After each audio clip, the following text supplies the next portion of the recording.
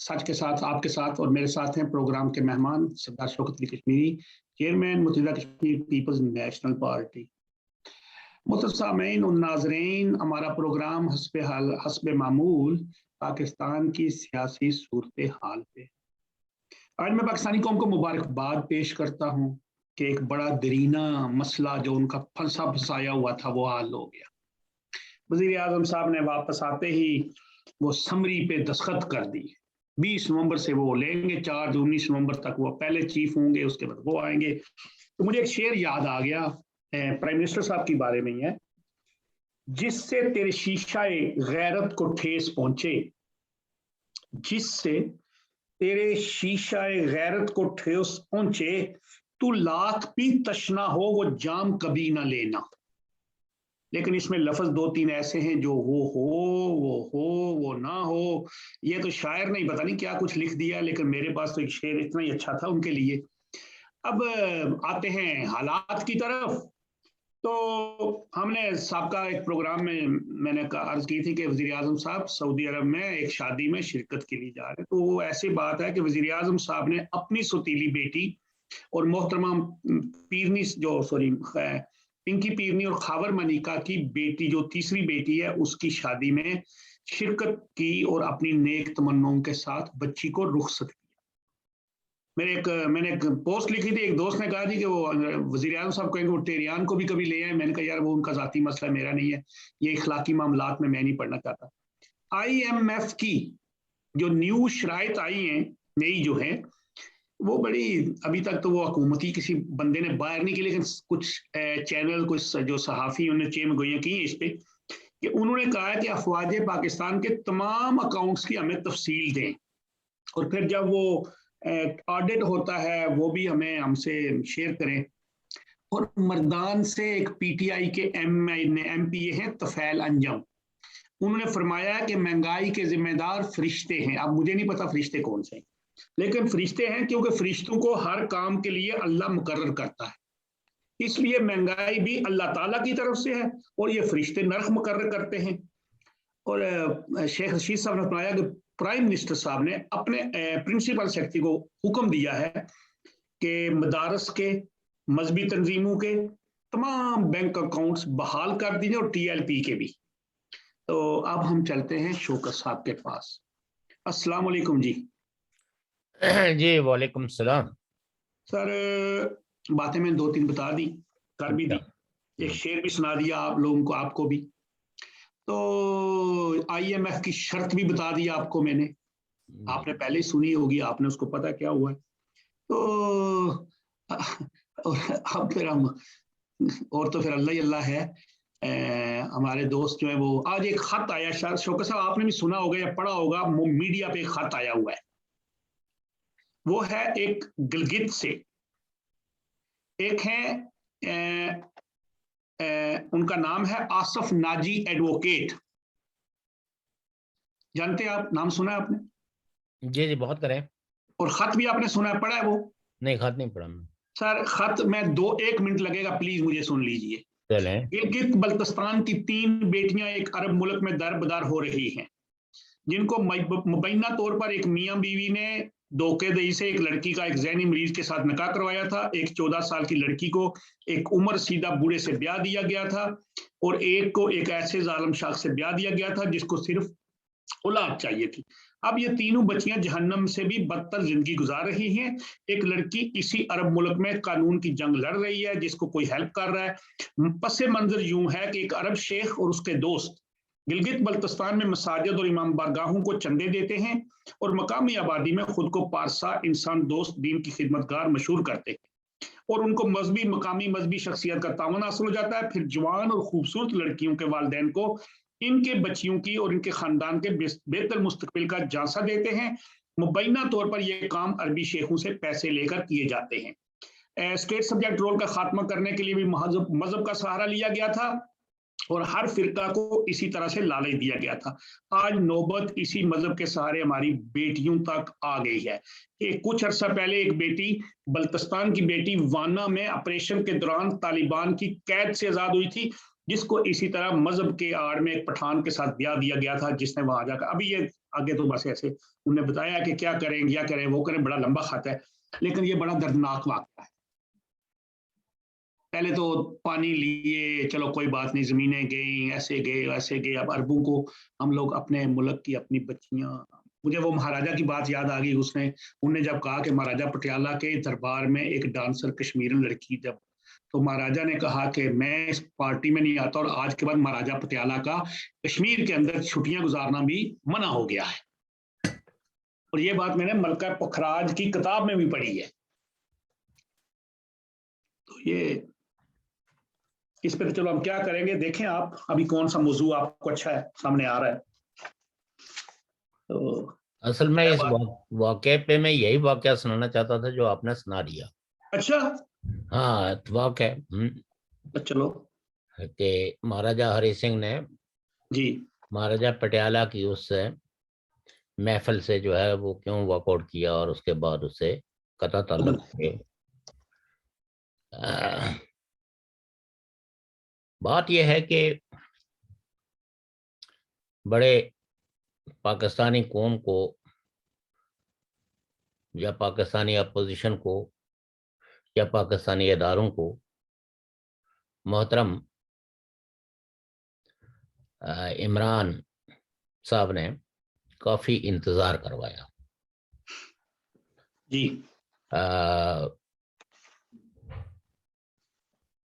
جو فوج نے یہ سمجھ لیا تھا کہ ہم نے جو فیصلہ کیا ہے، وزیر اعظم کی مجال کیا ہوتی ہے کہ وہ اس کو ڈیفر کرے یا اس کو ڈیلے کرے، بلکہ یہ سمری ملتے ہی وہ دستخط کر دیں گے۔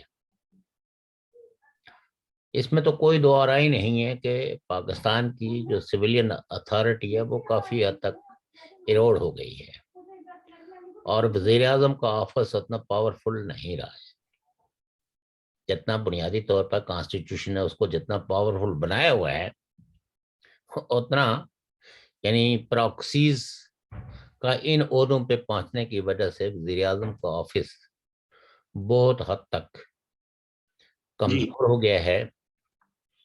اور جو ہمارے فوجی جنرل ہیں ان کو یہ اطمینان ہو چلا ہے کہ ہم نے ساری پارٹیوں کو سدھاریا ہے، ساری لیڈرشپ کو جو ہے کان پکڑوا لیے ہیں، اور عمران خان تو اس کے لیے ویسے ہی کہتے ہیں کہ نکاح ہے، اور اس کا ابا جو ہے وہ جنرل باجوہ ہے کہ نکے کے ابے کو سمجھائیں ہیں، یا اس کے ابا کو کہا جاتا ہے کہ نکے کو سمجھائیں۔ تو ایک دوسرے کو سمجھانے میں کافی ٹائم لگا، اور اس پہ کئی ایک طرح کی کیا سرائیاں آئیں، کہیں کہیں یہ سوال بھی اٹھا کہ یہ سویلین سپرامیسی کی طرف ہے ایک ابتدائی قدم ہے، اور وہ لوگ جو سویلین سپرامیسی کی بات کرتے ہیں انہیں عمران خان کا ساتھ دینا چاہیے۔ میں نے بھی کچھ دوست احباب جو مختلف پارٹیوں میں ہیں ان سے گپ شپ کی،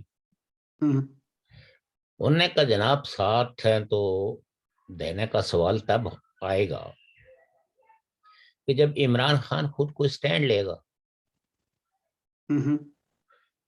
اس نے تو چپ ساتھ لی ہوئی ہے، دستخطوں کے لیے سمری اس کے آفس میں پہنچی ہوئی ہے، اور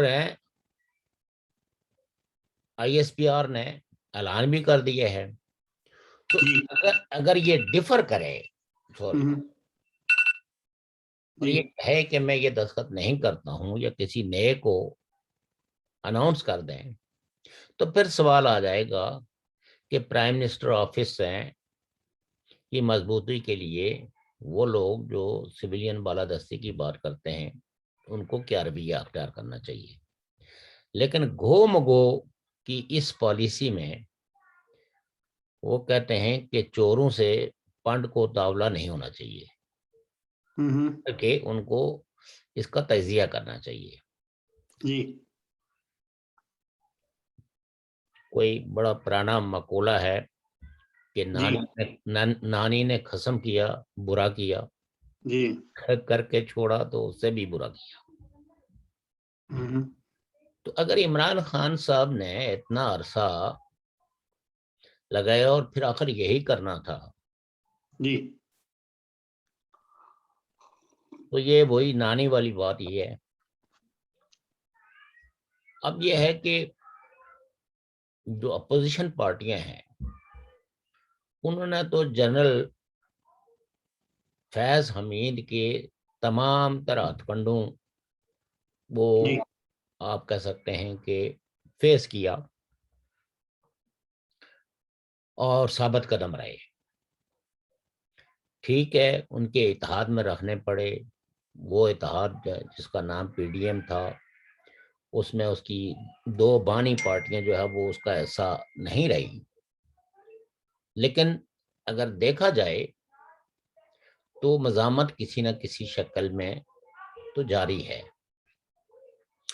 کئی ایک لوگ جب بھی گفتگو کرتے ہیں تو وہ ان سیاسی پارٹیوں کے ماضی کو لے کے بیٹھ جاتے ہیں. مولانا فضل الرحمان کے حوالے سے بھی بات کرتے ہیں, نون لیگ کے حوالے سے بھی, پیپلز پارٹی کے حوالے سے بھی. غرض کے اب پاکستان کی سوسائٹی ایسی ہے جس میں کوئی بھی پولیٹیکل پارٹی آئیڈیل نہیں ہے. کئی ایک لوگوں نے ہمارے پروگرام پہ بھی تنقید کی کہ آپ کا رویہ جو ہے باقی پارٹیوں کے بارے میں درست نہیں ہے اور آپ نون لیگ کو گلوریفائی کرتے ہیں اور مولانا فضل الرحمان کو ایک صاف فیس کے طور پر پیش کرتے ہیں. ان کی تنقید کسی نہ کسی حد تک شاید جائز بھی ہو, چونکہ ہمارا یہ جو پروگرام ہے کرنٹ افیئرز کا جی اور اس افیئرز میں جو لمحہ بلمحہ تبدیلیاں ہوتی ہیں, لیڈروں کے جو بیانات ہوتے ہیں, اس کا جو رد عمل ہوتا ہے اس کا تجزیہ کرنا ہوتا ہے.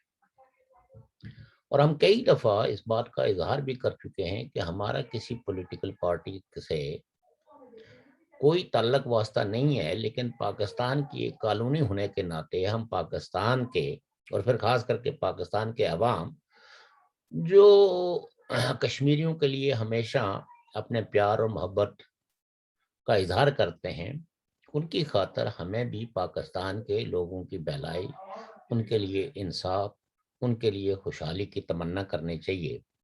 اور وہ قوتیں جو پاکستان کو اس مقام تک لانے کا سبب بنی, ان کے کردار پہ بھی ہمارا چھوٹا موٹا تبصرہ ہونا چاہیے. ہم نے ہمیشہ یہ کہا ہے کہ پاکستان کی جو جمہوری قوتیں ہیں وہ کمزور ہیں پاکستانی اسٹیبلشمنٹ کے مقابلے میں. اور چونکہ پاکستان دنیا کا وہ واحد ملک ہے جس میں کوئی تقریباً ایک دفعہ جب نثار علی خان جو ہے نا وہ انٹیریئر منسٹر تھے تو انہوں نے کہا تھا کہ شاید پاکستان میں 35 کے قریب جو ہے وہ ایجنسیاں آپریٹ کرتی ہیں. لوگ تو عمومی طور پر دو ہی ایجنسیوں کو جانتے ہیں, آئی بی کو, 3 ایجنسیوں کو جانتے ہیں, آئی بی کو جانتے ہیں, آئی ایس آئی کو جانتے ہیں اور ایم آئی کو جانتے ہیں, ملٹری انٹیلیجنس کو. جی سی آئی ڈی کے بارے میں لوگوں کا کوئی خاص تصور نہیں ہے. ایک دور میں سی آئی ڈی بڑی مضبوط ہوتی تھی اور وہ ہمیشہ ہر جگہ اپنا کوئی نہ کوئی ایجنٹ جو ہے وہ رکھتے تھے. طلبہ تحریکوں کے اندر بھی ہم نے دیکھا, مزدور یونینوں کے اندر بھی دیکھا. کیونکہ اس وقت جو انقلابی تحریکیں تھیں اس سے کافی حد تک اسٹیبلشمنٹ خوفزدہ تھی, تو لہٰذا جو ہے وہ اب تو عالم یہ ہے کہ اب ان کو کوئی خاص بندہ پالنے کی ضرورت نہیں ہے, بلکہ سبھی لوگوں نے اپنی گردنیں آگے کی ہوئی ہیں کہ آپ ہمارے گردن میں ہی یہ پٹا ڈالیے. اور ابھی کہیں اجلاس جاری رہتے ہیں اور اس میں جو بھی آپسی گفتگو یا بحث مباحثہ ہوتا ہے تو اس کے ٹک کر باہر چلنا شروع ہو جاتے ہیں, چونکہ اسٹیبلشمنٹ کے نمائندے جو اندر بیٹھے ہوئے ہوتے ہیں وہ دراصل میڈیا کو نہیں, ان کو باخبر کر رہے ہوتے ہیں کہ یہاں اصل میں بحث کیا ہو رہی ہے, کس کے درمیان اختلاف ہے, کس کے درمیان اتحاد ہے, کون کس کو تحسین کی نظر سے دیکھتا ہے، کون کس کو غضب کی نظر سے دیکھتا ہے، یہ سب چیزیں باہر آ جاتی ہیں. اور اس کی بڑی وجہ ہے کہ بڑی تعداد جو ہے وہ ان اداروں کے ساتھ وابستہ ہو گئی ہے.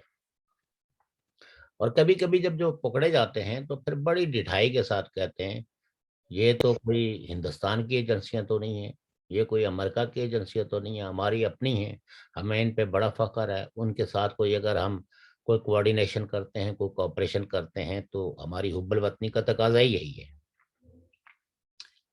آپ یقین جانیے کہ ہمارے دور میں جب میں طالب علم تھا تو اگر کسی طالب علم پہ یہ شک گزرتا تھا کہ یہ سی آئی ڈی کے لیے مخبری کرتا ہے، یعنی اس بات کو اتنا برا جانا جاتا تھا.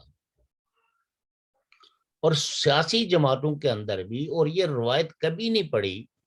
اب آپ کی گال بات میں ایک تھوڑا سا مجھے ٹوٹکا یاد آ گیا. جی آپ راجہ انور صاحب تھے، بٹو صاحب کے سابق وزیر تھے نوجوانوں کے اور پتہ نہیں کس چیز کے تھے، نوجوان امور کے. ہم وہ جرمنی میں بھی رہے ہیں، میرے ساتھ تو بھی ان کی ایک دو ملاقات ہے، میں ان کی کتاب بھی پڑھی ہے، اس میں لکھا ہے یہ موجودہ وزیر داخلہ جو ہے نا یہ سی آئی پاکستان ڈی. کے، ہاں جی یہ ان کے سی آئی ڈی کے بندے ہوتے تھے، یہ لوگوں کی خبریں لیتے تھے، جیل میں جاتے تھے صرف ایک رات یا 2 رات گزارنے کے لیے، اور لوگوں کی خبریں لا کے واپس لاتے تھے، جی ضمانت ہو جاتی تھی. یہ بھی طالب علم تھے نا؟ جی طالب علم تھے. ہاں. تو اور سیاسی پارٹیاں کے کوئی رہنما اگر پریس کانفرنس کرتے تھے تو پریس کانفرنس کرنے سے پہلے وہ اپنی جو ریٹن سٹیٹمنٹ تھی وہ کبھی میڈیا یا کسی کے حوالے نہیں کرتے تھے. پھر ہم نے خود ہی دیکھا، اور آج کل تو یہ چلن عام ہے کہ جو کچھ آپ نے کہنا ہے، آپ کے کہنے سے پہلے آپ ہیں وہاں جو موجود انٹیلیجنس کے نمائندے ہوتے ہیں، آپ سب سے پہلے ان کو پکڑاتے ہیں کہ جی آپ مطمئن رہیں، آپ کہیں ناراض نہ ہوں. اور اب پریس کانفرنسوں میں، سیمیناروں میں، مختلف پروگراموں میں وہ بڑے دھوم دھڑکے سے جناب ٹانگ پہ ٹانگ رکھ کے تو اس طرح بیٹھتے ہیں کہ جیسے تھوڑی دیر کے بعد انہوں نے تقریر کرنی ہے. اور ضیاء الحق کے دور میں ہم نے یہ دیکھا کہ پریس کانفرنسوں کو آ کے ڈسٹرب کرنا، وہاں صحافی بن کے تکرار کرنا اور پریس کانفرنس کو پرامن طریقے سے نہ ہونا، یہ اس وقت سے آغاز ہوا. اور آہستہ آہستہ سویلین سوسائٹی، پھر صحافت میں مختلف جگہوں پہ لوگ جو ہے وہ اسٹیبلشمنٹ نے اپنے بنا لیے یا اپنے پراکسیز بنا لیے، جو پاکستان کی حقیقتوں کو چھپا کے زور زبردستی شور شرابے کے ذریعے اونچی آواز میں بات کر کے ان حقائق کو یا تو مسخ کرنے کی کوشش کرتے ہیں یا ان کو چھپانے کی کوشش کرتے ہیں. یہی وجہ ہے کہ پاکستان کے 22 کروڑ لوگ آج بھی پاکستان کی اسٹیبلشمنٹ کے رول، اس کے کردار اور اس کے سیاسی مقاصد کو سمجھنے سے قاصر ہیں.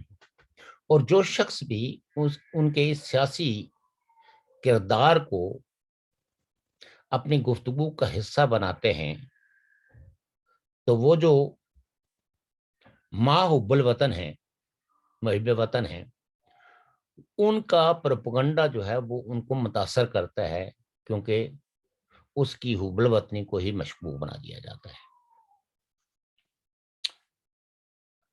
اب آپ یہ دیکھیے کس قدر المیے کی بات ہے. اور پھر یہ پارٹیاں کہتی ہیں کہ جی ہمارے ساتھ یہ ہو گیا تو ہمارے ساتھ وہ ہو گیا. مثلا فیصل آباد میں پی ڈی ایم کے زیر اہتمام ایک جلسہ ہوا اور محترمہ مریم نواز صاحبہ نے پاکستان کے موجودہ وزیر اعظم کو زیر بحث لاتے ہوئے کہا کہ ان کو کس طرح کا آئی ایس آئی چیف چاہیے. اور نے گنوایا کہ جو ججوں کو مینیج کر سکے، جو صحافیوں کو مینیج کر سکے، جو الیکشن میں رنگنگ کرا سکے، اور یعنی نام انہوں نے کسی کا نہیں لیا، لیکن وہ جو فیض حمید کی جتنی خصوصیات تھی وہ انہوں نے گن لی کہ کیوں یہ اصرار کرتے ہیں کہ اسی کو کنٹینیو کرنا چاہیے یا کم از کم اس کو مزید 6 مہینے دیے جائیں. آرمی کا استدلال یہ تھا کہ نیک قوانین کی روشنی میں وہ شخص آرمی چیف کے لسٹ میں نہیں شامل ہو سکتا جس نے کم از کم 1 سال کور اور کی کو وہ لیڈ نہ کیا ہو، وہ لیڈ نہ کیا ہو. ہوں، لہذا اگر اس کی مدت ملازمت میں کوئی توسیع دیتے ہیں تو یہ ڈسکوالیفائی ہو جائیں گے آرمی چیف کے لیے. بہرحال ہے نہیں ہو، چونکہ آئی ایس آئی کے اندر جو طاقت ہے، آئی ایس آئی کے اندر جو ایشیاں ہیں اور جتنا وسائل کا فلو ہے، ان کی نسبت جو ہے وہ آرمی چیف کی کرسی جو ہے نا وہ صرف طاقت اور چھڑی یا دوسری طرف جو ہے وہ پرائم منسٹر کی گردن دبوچنے کے علاوہ اور شاید ان کو حصہ داری ملتی ہو، لیکن generally I S I is the richest intelligence agency in the world, جس کے اپنے کاروبار ہیں، اپنے بزنسز ہیں، اور ملک کے قومی بجٹ سے جو ان کو دیا جاتا ہے وہ ان ایڈیٹڈ ہے، ان اکاؤنٹیبل ہے، اس میں کسی قسم کی کوئی ٹرانسپیرنسی نہیں ہے، اور کسی ادارے کے اندر ان کے فنڈز کی جو استعمال ہے اس پہ آپ سوال بھی نہیں اٹھا سکتے. تو اس لیے یہ جاب جو ہے وہ زیادہ اٹریکٹیو ہے بنسبت آرمی چیف کی. لیکن چونکہ آرمی کا جو ڈسپلن ہے اور آرمی پرسنلز یہ جانتے ہیں کہ آرمی چیف کی کتنی پاور ہے، جب تک وہ آرمی چیف رہتا ہے وہ کسی بھی آدمی کے، کسی بھی جنرل کے مستقبل کو تاریخ کر سکتا ہے. اس لیے جنرل فیض حمید نے کوئی زیادہ ہیل اجت سے کام نہیں لیا اور آرمی چیف کو یہ کہا کہ جی جیسا آپ حکم کریں گے اسی کی تکمیل ہوگی. تو کہتے ہیں کہ آرمی چیف نے ایک دفعہ جو ہے فیض امین کو بھیجا کہ جاؤ نکے کو یہ بات سمجھاؤ، چونکہ یہ تصادم جو ہے وہ ہمارے فائدے میں ہو یا نہ ہو لیکن اس کے فائدے میں تو بالکل نہیں ہے. تو بہرحال کچھ لوگ کہتے ہیں دیر آئے درست آئے، لیکن کچھ وہی کہ آپ نے 100 پیاز کا گنڈا بھی کھایا اور 100 جوتے بھی کھائے، اور بلاخر وہی کیا جو آرمی چیف کہتے تھے. وہ اسی لیے میں نے جو شعر سنایا تھا اور آپ نے ساتھ میں جو بات میں کہنا چاہتا تھا کہ مریم نواز صاحب کی تقریر کے بعد ایک صاحب جو ہے جو اسی جلسے میں موجود تھے وہ اٹھے اور انہوں نے کچھ نعرے لگائے، خاص کر کے جنرل فیض امین کے خلاف، اور پورے مجمع نے بڑے جوش جذبے کے ساتھ اس کا جواب دیا. اور کسی نے بھی سٹیج سے، یعنی جو سٹیج پہ موجود رہنما تھے ان نے کسی نے اس کو نہیں روکا کہ بھئی یہ نعرے نہیں لگاؤ. اور کچھ دن گزر گئے تو اس کے بعد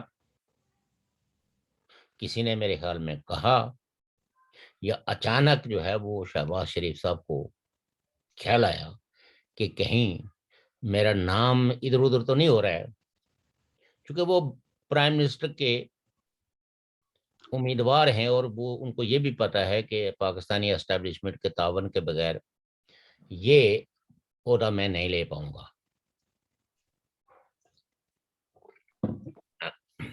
کیونکہ اسٹیبلشمنٹ کی طاقت یہ ہے کہ ان نے عمران خان صاحب کی پارٹی جو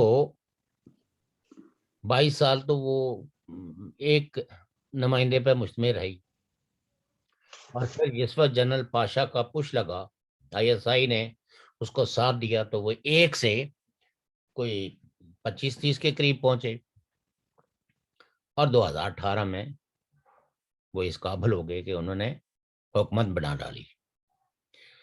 اور تقریباً پاکستان کی سول سوسائٹی، پاکستان کے جتنے بھی تجزیہ کار تحقیق کار ہیں وہ یہ بات مانتے ہیں کہ یہ الیکشن بڑے پیمانے پر ریگڈ ہوئی اور عمران خان کو اقتدار کی منزل تک پہنچانے کے لیے اداروں نے 6 लाख फौज लगा के तो ये काम किया। लिहाजा 2023 का जो मंजरनामा है उससे मुस्लिम लीग नून के कुछ रहनुमा जो है वो खौफजदा हैं, और वो जिसको कहते हैं ना फूंक फूंक के कदम रखना। हालांकि कैद बंद की उन्होंने सोबतें भी बर्दाश्त की हैं, बशमूल शहबाज शरीफ साहब के, ख्वाजा आसिफ के और दीगर लोगों के, लेकिन अब वो अपनी पार्टी के अंदर इस बात पे बज़िद हैं कि हमें मफाहमत की पॉलिसी अख्तियार करनी चाहिए, मज़ामत की पॉलिसी नहीं होनी चाहिए।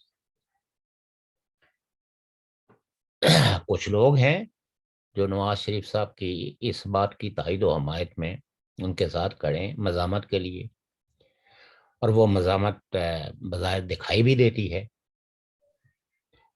लेकिन लोग पलट के ये भी सवाल करते हैं कि अगर नवाज शरीफ साहब वाकई अपने इस मज़ामती बयानिए पर मुकम्मल यकीन रखते हैं तो एक ऐसे शख्स को पार्टी का सदर क्यों बनाया हुआ है जो बार बार उनके बयानिए को भी नुकसान पहुंचाता है और उनकी मुश्किलात और मसाइब में इजाफा भी करता आया है। लोग ये कहते हैं कि जब नवाज शरीफ साहब अपनी बेटी के हमरा लाहौर तशरीफ लाए तो शहबाज शरीफ साहब इतने जम्मे गफीर को, मैंने तलत महमूद साहब का उस दिन वो जियो में काम करते थे और उसके बाद जो है वो जियो से उन्होंने इस्तीफा दिया कि आपने दुरुस्त रिपोर्टिंग नहीं की। उन्होंने कहा कि जब बेनजीर भुट्टो साहिबा आई थी, लाहौर के कोई 12 शहर कहा जाते हैं या 12 बाजार हैं उसके, तो उन्होंने कहा बेनजीर भुट्टो साहिबा जिस वक्त तशरीफ लाई थी तो उस वक्त लाहौर के तीन तीन बाजार बंद थे और वो जम्मे गफीर आपने देखा होगा। उन्होंने कहा आज आलम यह है कि लाहौर के 12 बाजार बंद हैं और लोगों का रुख जो है वो नवाज शरीफ के इस्तकबाल के लिए है, लेकिन शहबाज शरीफ साहब उस सारे काफिले को लाहौर की गली कोचों में ही घुमाते फिराते रहे जब तक के नवाज शरीफ साहब की गिरफ्तारी, मोहतरमा मरियम नवाज साहिबा की गिरफ्तारी नहीं हो गई। उस वक्त तक वो उन्होंने अपने जुलूस का रुख जो है वो नहीं मोड़ा इस्लामाबाद एयरपोर्ट की तरफ। अब जब आपने एक ऐसे शख्स को सदर बनाया तो या तो फिर अपने सारे कारकुनों को, अपने आप को उनके पीछे कर लें, और अगर आपने लीड करना है तो फिर ऐसे शख्स को शटअप कॉल दें ताकि वो आपके बयानिए को धुंधलाए ना।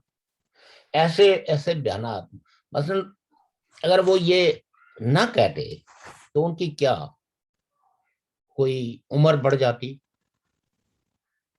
उनके रुतबे में कोई कमी आने वाली थी कि आपने अपनी ही भतीजी को, आपने अपनी ही पार्टी की नायब सदर को, आपने अपने ही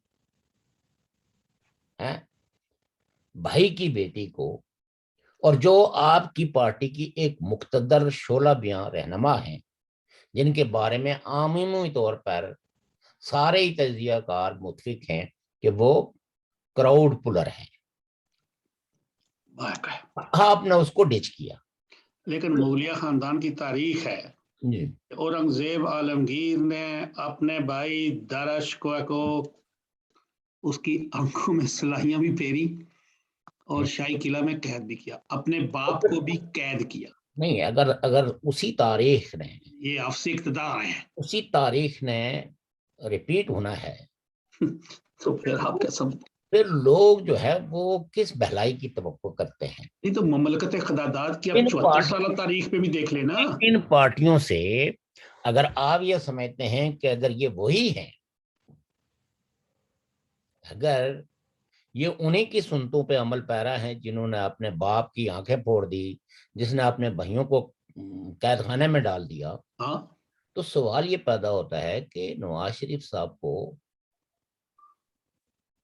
इस बारे में तो संजीदगी से सोच के कोई मौक़िफ़ अख्तियार करना चाहिए, और अगर वो नहीं करते तो फिर पीटीआई में क्या खामी है? PTI کے ساتھ جو ہے لوگ جو جمہوریت پہ یقین رکھنے والے لوگ ہیں یا جو اس نعرے سے متاثرہ ہیں کہ متاثرہ کیا ہیں، جو جینونلی چاہتے ہیں کہ پاکستان میں سویلین سپریمیسی ہو.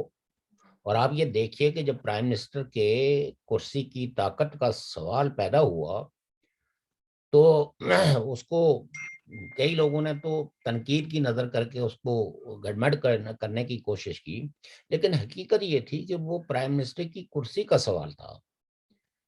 یہ عمران خان کی پاور کا سوال نہیں تھا، یہ پرائم منسٹر کی پاور کا سوال تھا کہ آیا وہ آرمی چیف کے بارے میں کوئی فیصلہ لے سکتا ہے یا نہیں لے سکتا. اس کو اپائنٹ کر سکتا ہے، اس کو ڈسمس کر سکتا ہے، اس کو ایکسٹینشن دے سکتا ہے. تو آپ کی پارلیمانی پارٹیوں نے اپنے تمام تر تحفظات کے باوجود ووٹ دیا اس امینڈمنٹ کو کہ یہ پرائم منسٹر کا پروپوگیٹو ہے، یہ اس کی ڈومین ہے. تو افسوسناک پہلو یہ ہے کہ پارٹیوں کا جو کنفیوژن ہے میں وہ ابھی تک ختم نہیں ہوا. میں آج ایک ویڈیو کسی نے ہمارے ایک بہت مہربان دوست ہیں انہوں نے بھیجی، اور اس میں جو عوامی جمہوری پارٹی کے جو صدر ہیں یوسف مستی خان وہ تقریر کر رہے ہیں اور وہ اسٹیبلشمنٹ کے رول پہ بات کر رہے ہیں.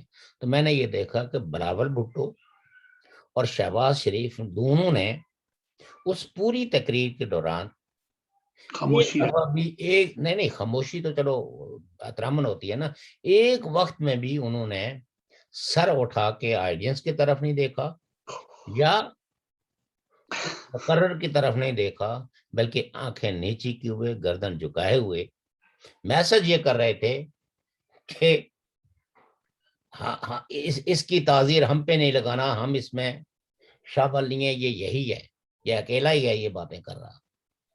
تو جب یہ عالم ہوگا پولیٹیکل پارٹیز کے رہنماؤں کا اپنی سویلین سپرامیسی اپنی جمہوریت کے ساتھ اتنا ہی پیار و محبت ہوگی اور سچ کے ساتھ کھڑے ہونے کی ان میں اتنی سی ہمت ہوگی، تو پھر کیسے اس خطے کے اندر امن آ سکتا ہے، اس خطے کے اندر خوشحالی آ سکتی ہے، اس خطے کے اندر سے انتاب سندی ختم ہو سکتی ہے، اس خطے کے اندر جو جنگ کے بادل ہر وقت منڈلاتے رہتے ہیں وہ چھٹ سکتے ہیں. اس ملک میں جو سویلین جو فوجی ادارے ہیں یا جو عسکری ادارے ہیں یا انٹیلیجنس ایجنسیز ہیں وہ کب قانون کے کٹارے میں کھڑی ہوں گی؟ یہ تو ایک مشکل سا سوال ہے. یہ تو ایسا ہی ہے جیسے ہمیں وہ 8ویں میں تک 9ویں میں تھا وہ مسئلہ فیثاغورس حل کرنا پڑتا تھا. بڑا مشکل تھا نا، وہ جیومیٹری کا ایک ہوتا تھا. پھر وہ سوٹیاں بھی پڑتی تھی 5 5 4 4. تو آپ نے یہ جو سوال کیا ہے نا یہ بھی سوٹیاں پڑھنے والا ہے. شہباز شریف صاحب نے اصل میں بات یہ ہوئی کی ہے کہ اعلی اقتدار کے ایوانوں میں جانے والے راستوں کے مالکوں، میں اس عمل میں نہیں ہوں جو آپ کے بغیر راستہ مانگتا ہے. لیکن چھوٹی سی بات تو وہ پارٹی کی بھی کروا رہے ہیں اور پارٹی کے مقتدر لیکن دیکھیں نا کچھ نہ کچھ لینے کے لیے کچھ نہ کچھ کرنا پڑتا ہے جی. اب ہم لوگ جو خیرات مانگتے ہیں پھر ہم ان کو کیوں کہیں کہ یہ جمہوریت. اب دیکھیں نا $1 ارب کی قسط آنی ہے. اگلوں نے کہا جی یہ بھی کرو، یہ مان بھی گئے. اب یہ امریکہ والوں نے کہہ دیا جی کہ انہوں نے سارے معاہدے ہمارے ساتھ کر لیے ہیں، کوریڈور دے دیا ہے. کوریڈور کا مسئلہ تو لمبا چوڑا ہوتا ہے نا. پاکستان کی اسٹیٹ کا یہ اوور آل پاکستان کی اسٹیٹ کا، یہ کوئی عمران خان کا نہیں، پاکستان اسٹیٹ کا المیہ ہے کہ یہ ہمیشہ ڈینائل مول میں ہوتے ہیں. لیکن یہ معاہدہ ہر سچائی کو ہر معاہدہ کر کے عوام کے سامنے جھوٹ بولتے ہیں کہ ایسا کچھ بھی نہیں ہوا. بعد اور یہ معاہدہ اسٹیبلشمنٹ نہیں مانے گی. دیکھیے بات یہ ہے نا کہ اسٹیبلشمنٹ اگر نہیں مانے گی تو آئی ایم ایف ان کو قسط نہیں دے گی. آئی ایم ایف اگر قسط نہیں دے گی تو آج آپ دیکھیں کہ ڈالر جو ہے 175 پہ ہو گیا، آج 175 کو پہنچ گیا ہے، آج ہو گیا ہے. اور جو سوئس فرینک ہے وہ بھی تقریباً 185.5 5-6 तक हो गया आज। अच्छा जी। और यूरो जो है वो 200 से भी 2007 207 के 8 पे चला गया है जी। और एक और बात आपको बताऊं कि आज के दिन पाकिस्तान के अंदर सोना जो है 4200 रुपया, 4200 रुपया उसकी एक दिन में प्राइस हॉट हो गई है। मुझे बड़ा, मैं सोचा कि जब मेरी शादी हुई थी तो 1600 रुपया तोला सोना था 1985-86 में, तो 10 तोले का 19,000 रुपया बना था। आप तो जमाने करीम की बातें कर रहे हैं ना, जब आप करीम मैं तो अभी अल्हम्दुलिल्लाह अभी तो मैं जवान हूँ जी। उस वक्त अगर मतलब यह कि सोना जो है वो मुफ्त भी होता तो कोई ऐसी बात नहीं थी, क्योंकि सोने का इस्तेमाल कम था। लेकिन आज तो जी एंड हो गया है ना जी, तो अब तो बिल्कुल इस्तेमाल कौन करेगा, बहुत मुश्किल हो जाएगा। बहरहाल आप ये कह सकते हैं कि अब कुछ लोगों की कुव्वत खरीद से सोना बाहर हो गया है, बाहर हो गया जी। और सोना उस वक्त भी अमीर लोग ही खरीदते थे, गरीब तो नहीं, उस वक्त गरीब भी 2-4 तोले सोना शादी में डालता था। गरीब जो है वो उस वक्त भी चांदी के जेवरात ही ज्यादातर खरीदते थे। जिस दौर में आपने शादी की है, हमारे दौर में तो जाहिर है सोने का चलन ज्यादा था। अच्छा, और आपने मुझसे बात नहीं की। तो नहीं हो। ठीक है जी, आप जवान है, ठीक है, पक्की बात है। बहरहाल ये है कि IMF ने की ये शर्त तो अगर इन्होंने नहीं कबूल की तो इनको किसने मिली। लेकिन शौकत साहब अगर एक नंबर दो, यानी यूरोप में और बैनुल-अक़वामी बरादरी के जो पॉलिसी साज इदारे हैं जो दुनिया के लिए पॉलिसियां बनाते हैं, सही तरीके से इम्प्लीमेंट हो सके या ना हो सके, जल्दी इम्प्लीमेंट हो या ना हो, देर से बहरहाल इम्प्लीमेंट होती हैं। और यहाँ ये एक सीरियस क्वेश्चन आया हुआ है कि इतनी नॉन सीरियस स्टेट के पास इतना सोफिस्टिकेटेड वेपन्स जो है क्या रहना चाहिए? वो यही तो सवाल जवाब है। ये डिबेट जो है वो मुख्तलिफ इदारों के अंदर चल रही है कि पाकिस्तान से न्यूक्लियर डिटरेंस जो है वो से ले लेना चाहिए, इसलिए कि पाकिस्तान की जो बिगड़ती हुई सूरत हाल है और जिस तरह जो इंताब पसंद ग्रोह हैं वो उस सोसाइटी के अंदर जो है वो दिन ब दिन अपना असर सूख बढ़ा रहे हैं, तो ऐसे मुल्क के पास इस तरह का डिटरेंस जो है वो नहीं होना चाहिए, क्योंकि इसका खदशा मौजूद है कि ऐसे लोगों के ये हाथ लग सकता है। नंबर 1। नंबर 2 बात यह है कि किसी किसी और ने पाकिस्तान को कहा था कि आप जितना जल्दी इससे जान छुड़ा लेंगे तो शायद आपकी तरक्की के राहें जो है वो खुल जाएं, और जितना आप इसको जप्फी मार के बैठे रहेंगे आपकी मुश्किलात में कमी होने वाली नहीं है। दूसरी किसी ने कहा था कि जब तक आपकी ये जो प्रॉक्सीज को पालने की जो पॉलिसी है और मुख्तलिफ मजहबी ग्रोहों को, इंताब पसंद ग्रोहों को और मज़हब के नाम पर जो है वो इजाद के नाम पर दहशत गर्दी को फ़रोग़ देने की पॉलिसी है, अगर ये ख़त्म नहीं करेंगे तो ये वेपन आपके पास नहीं रहेगा। बैनुल-अक़वामी बरादरी और इन्फ्लुएंशियल जो मुल्क है वो किसी वक्त भी आपसे ये चीज़ ले लेंगी। अब देखना ये है कि ये कब होगा। अब देखिए कि क्या आज से 10 साल पहले या 20 साल पहले आप ये सोच सकते थे कि IMF की ये शर्त आ सकती है कि मिलिट्री को दिया जाने वाला बजट और उनके अकाउंट जो है वो रेगुलराइज किए जाएं और वो पाकिस्तान के कानून के ताबे करके स्टेट बैंक, ये नहीं उन्होंने कहा कि ये हमारे हवाले करें, वो ये कहते हैं कि ये सारा कुछ जो है, चूंकि ये आर्मी अगर आपकी नेशनल आर्मी है तो इसके प्राइवेट खाते क्यों हो, ये स्टेट बैंक के साथ क्यों ना इसके खाते हो। जब स्टेट बैंक के साथ खाते होंगे हाँ, तो जो आलमी मालियाती इदारे हैं वो तो ऑटोमेटिकली उसके अंदर इंटरफेयर हो जाएंगे ना जी। बात ये है ना कि if you R A transparent nation, आप एक बजट में एक अपना नेशनल बजट देते हैं, उसमें आप बताते हैं कि इतना बजट हमने दिफा के नाम पर आर्मी को दे दिया, इतना बजट हमने इन इदारों को दे दिया, यानी आपकी बजट की अपनी जो तकसीम है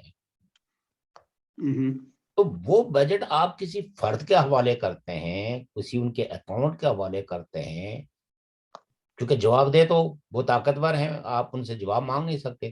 آپ تو پاکستان کے ججز کو مجبور نہیں کر سکے ہیں کہ آپ اپنا حساب کتاب پراپرلی دیں. لیکن پی ٹی آئی کے گورنمنٹ نے مجبور کیا ہے جسٹس فائز عیسیٰ سے لیا. ایک جج, وہ بھی اس لیے کہ چونکہ فوج یعنی جنرل جو فائز حمید ہیں, ان کا انہوں نے اپنی رپورٹ میں ذکر کیا تھا کہ کس طرح انہوں نے پیسے بانٹے ہیں.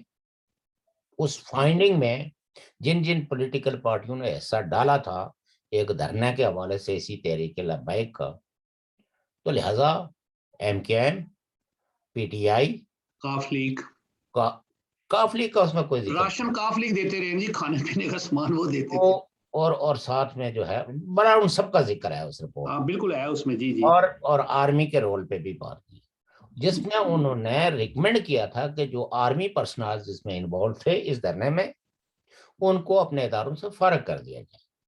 یہ جو فیض میر صاحب ہے ڈی جی رینجر سے اس وقت, تو انہوں نے آ کے 1,000 روپیہ دیا تھا لوگوں کو جاتے ہوئے اور کہا تھا آپ ہمارے اپنے, ہم آپ کے اپنے. یہ تو بلکہ بڑی لائیو ویڈیو فلم بنی تھی نا وہاں پہ. تو اینی ہو, میرے خیال میں اس وقت ڈپٹی آئی ایس آئی تھے. نہیں نہیں نہیں نہیں, یہ ڈی جی رینجرز تھے. اچھا, یہ ڈی جی رینجرز تھے. تو بہرحال آپ چونکہ اس بارے میں زیادہ اپڈیٹس ہیں, میں جی جی, یہ ڈی جی رینجرز تھے. یہ آئے, انہوں نے آ کے 1,000 روپیہ لوگوں کو دیا, وہ 1,000 وہ تو انہوں نے جو بھی تھا, لیکن کہا یہ کرایہ ہے, اور یہ لیکن انہوں نے کہا کہ آپ ہمارے اپنے ہیں, ہم آپ کو میں عوام کے اپنے ہیں, بالکل ایسے ہی کہا ہے. تو اگر کوئی اسٹیٹ ہوتی, ایک سپریم کورٹ کا آپ نے جج ہائر کیا, اس نے رپورٹ کمپائل کی, آپ ایٹ لیسٹ اس کی تحقیق تو کریں. آپ رپورٹ کمپائل کرنے والے کے ہی پیچھے پڑ گئے. اب آپ مجھے یہ بتائیں کہ کیا یہ اسٹیٹ ہے کہ ایک ہائی کورٹ کا جج آن اوتھ کہتا ہے کہ مجھے جو ہے وہ جنرل فائز حمید نے آ کے یہ کہا کہ نواز شریف کو سزا دینی ہے, مریم نواز کو سزا دینی ہے.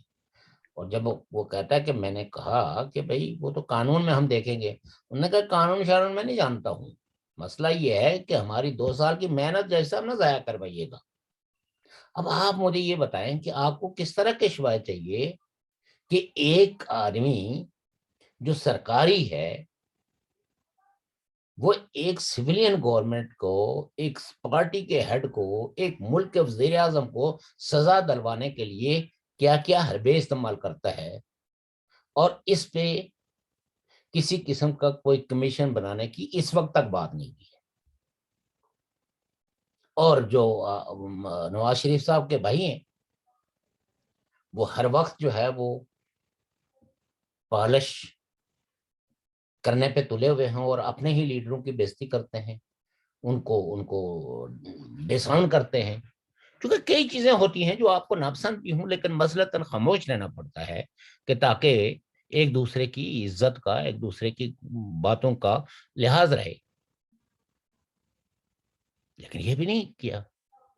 تو یہ پاکستانی اسٹیبلشمنٹ جن بے رحم طریقوں سے ان پولیٹیشنوں کو جوتے کی نوک پہ استعمال کر رہی ہے, تو ان میں اگر کچھ تھوڑی سی بھی شرم اور حیا ہو تو بھائی سیاست سب کچھ نہیں ہوتی, روزی روٹی کے اور بھی طریقے ہیں. اگر آپ کی انٹینشن عوام کو سرو کرنے کی ہے تو پھر یہ غیر معمولی گلے اور منتیں اور ان کی اپیزمنٹ کی پالیسیاں کیوں؟ تو میں یہ سمجھتا ہوں کہ حالات جو ہے وہ اس نیج کی طرف بڑھ رہے ہیں. پاکستان کی دیکھیں ایک بات تو یہ بالکل طے ہے اور ساری دنیا مانتی ہے, پاکستان کے اپنے ادارے بھی مانتے ہیں کہ تاریخ کے اس مقام پہ پاکستان کی سٹیج سب سے زیادہ کمزور اور کنفیوژن کا شکار ہے. جی, اور اس میں بھی اگر فیصلے جو ہے وہ اس طرح کے کیے جائیں گے اور آج بھی یہ کوشش کی جائے گی کہ کون ہماری جھولی اٹھانے کی صلاحیت رکھتا ہے, کس کو زیادہ ہمیں اپیز کرنے کی تربیت ملی ہے, تو پھر کہے کہ آئیڈیلز, کہے کہ جمہوریت, کہے کا ملک, غریبوں کا تو کوئی وطن نہیں ہوتا, یہ میں آپ کو بتا دوں. انہوں نے تو ہمیشہ اپنے 2 وقت کے رزق کے لیے اپنی محنت بیچنی ہوتی ہے، وہ چاہے پاکستان ہو، چاہے ہندوستان ہو، چاہے دنیا کا کوئی ملک ہو۔ آپ جس ملک میں ہم بیٹھے ہیں تو یہاں ریاست نے کچھ ادارے ایسے بنائے ہیں جو غریبوں کی دیکھ بھال کرتے ہیں، بے روزگاروں کی دیکھ بھال کرتے ہیں، جن کے پاس علاج معالجے کی سہولتیں نہیں ہیں تو اسٹیٹ ان کے علاج معالجے کے لیے ایک وفر مقدار میں فنڈز مختص کرتی ہے۔ یہ کون سی اسٹیٹیں ہیں جو نہ لوگوں کو اسپرین اور ڈسپرین کا علاج دے سکیں، نہ روزگار دے سکیں، نہ 2 وقت کا کھانا دے سکیں؟ لوگوں کو اپنے بچوں کو زہر دینا پڑتا ہے کیونکہ وہ ان کو بلکتے ہوئے نہیں دیکھ سکتے۔ بلکتے بچوں کو کون سے والدین، آپ کو پتا ہے کہ ماں باپ جو ہے وہ ان بچوں کے لیے، ان بچوں کے حصول کے لیے وہ کون سی دعائیں ہیں، وہ کون سی منتیں ہیں کہ نہیں مانتے، وہ کون سے دربار ہیں جن پہ یہ حاضری نہیں لگاتے؟ تو انہیں ماں باپ کو اگر اپنے ہی بچوں کو زہر دے کے خود زہر کھانا پڑ جائے تو کیا اس ملک کے حکمران ان کو مسلمان کہا جا سکتا ہے؟ ان کو حکمران کہا جا سکتا ہے جن کو اپنے عوام کا کوئی دکھ درد نہیں ہے؟ یہ وہ ظالم اور سفاک چہرے ہیں جن کو میں سمجھتا ہوں کہ بیچ چوکوں اور چروں کے نوچ کے کتوں کے حوالے کرنا چاہیے، گدوں کے حوالے کرنا چاہیے۔ سر میں تو ایک عرض کرنا چاہتا ہوں کہ ہر چیز میں ہم نے مذہب کو ایک وزٹنگ کارڈ بنا دیا ہے۔ کرکٹ کا میچ ہو تو یہ مذہب کی ہار اور جیت بنا لیتے ہیں۔ اگر کہیں کسی کا کوئی فلم کا آپس میں شوٹنگ میں مسئلہ ہو تو وہاں پہ بھی ہم یہ بنا لیتے ہیں۔ مذہب کو ہم نے بدنام کر دیا ہے۔ ملتان میں ایک عید میلاد النبی کے جلوس میں نے آپ کو ویڈیو بتائی تھی کہ حور کو نیچے وہ لڑکی کو 30,000 روپے میں ہائر کیا ہوا تھا، وہ کوئی ماڈل تھی۔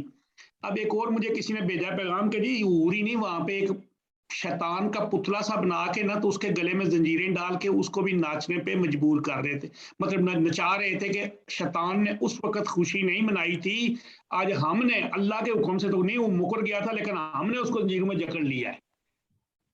اللہ کے بندوں، بہرحال دیکھیے بات یہ ہے نا کہ مذہب ہر دور میں استعمال ہوا ہے طاقتوروں کے حق میں، لیکن سر اس طرح نہیں نا، یہ تو گل نہیں نا جی۔ مجھے آپ اگر جو ہے وہ جب آٹونوم امپائر تھی جس کو آپ خلافت عثمانیہ کہتے ہیں، جی جی جی، آپ اس سے پہلے بنی امیہ کا دور دیکھیں، عباسیہ کا دور دیکھیں، لاشیں چوکوں اور چوراہوں میں لٹک رہی تھی، تو آپس میں لڑ رہے تھے۔ وہی نا۔ تو مذہب اگر ان جیسے جلیل القدر لوگوں کو نہیں روک سکی تو لہذا اس کا ہمیں مطالبہ کرنا چاہیے کہ استعمال بند کریں۔ یہ فرد اور خدا کا مسئلہ ہے، ہم تو یہی کہتے ہیں سر، اور ہمیں کون سیاست کے مانتا ہے اندر مذہب کا استعمال پہ پابندی ہونی چاہیے جیسے بنگلہ دیش میں ہے۔ سر؟ ایسے میں آپ کو تمام لوگوں کو جو سیاست میں مذہب کو اپنی طاقت کے لیے استعمال کرتے ہیں، میں سمجھتا ہوں کہ ایسے سارے لوگوں کو ڈسکوالیفائی کرنا چاہیے اور ایک ایسا کانسٹیٹیوشن بنانا چاہیے جو کانسٹیٹیوشن صرف اور صرف پولیٹیکل پارٹیز کو کہے کہ جو ان ملکوں کے فوری مسائل ہیں، بنیادی مسائل ہیں، ان کے حل کا جو کوئی پروگرام دے گا اس پارٹی کو الیکشن میں حصہ لینے دے گا۔ یہ سارے لوگ مسلمان ہیں، ان کا خدا اور بندے کا جو تعلق ہے یہ کسی فرد کو ڈیفائن کرنے کی ضرورت نہیں اور نہ مذہب کے نام پہ ووٹ مانگنے کی ضرورت ہے۔ میں ایک عرض کروں، پروگرام کا وقت بھی ختم ہونے والا ہے۔